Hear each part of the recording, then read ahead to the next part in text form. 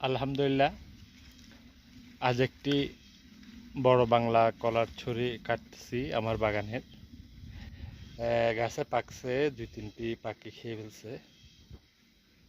একটু কেটে কলার সাইজগুলো আপনাদেরকে দেখাবো। আমি গাছ পাকা কলাটি কাটলাম। সাধারণত সবগুলো কলা একসাথে বিক্রি করে ফেলি, মাঝে মধ্যে 2-1টি ধরনের পাকা ছড়ি কাটি। বান্দরবান শহরের আশেপাশে যারা আছেন, আমি সাধারণত ওই কাদি করে কেটে 2 কাদি করে বিক্রি করি।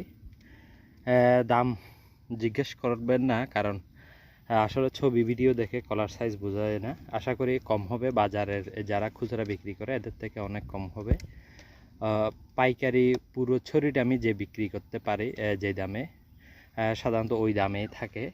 2 কাদি করে করে দেই মাঝে মধ্যে।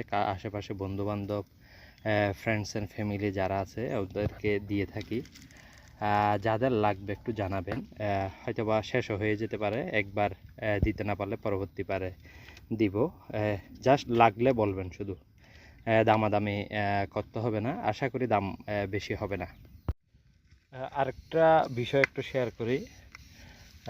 এইটা দেখতে পাচ্ছেন, এটাকে চট্টগ্রাম ভাষায় কলার বলি বলে, শুদ্ধ ভাষায় অর্থাৎ বইয়ের ভাষায় হচ্ছে ভৌম পুষ্পদণ্ড। এটি সাধারণত সবজি হিসেবে খাওয়া হয়। বান্দরবান শহরের আশেপাশে যারা আছেন, ফ্রেন্ডস অ্যান্ড ফ্যামিলি, ওনারা যদি খেতে চান জানাবেন। কোনো টাকা পয়সা লাগবে না, একদম ফ্রি। শুধু খেতে ইচ্ছে করলে আমাকে একটু কমেন্ট করবেন বা ইনবক্সে জানাবেন, আমি আপনাদের কাছে পৌঁছে দেব।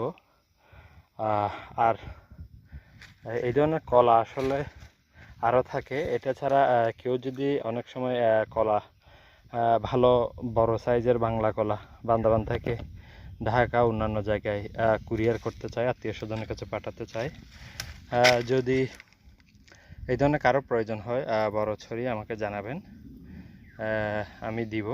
আশা করি আপনারা ওই সস্তায় পাবেন, অর্থাৎ একদম ন্যাচারালি পাকবে। এটা পাকার জন্য, তাড়াতাড়ি পাকার জন্য কোনো ধরনের কেমিক্যাল ইউজ করতে হয় না, স্বাস্থ্যসম্মতভাবে।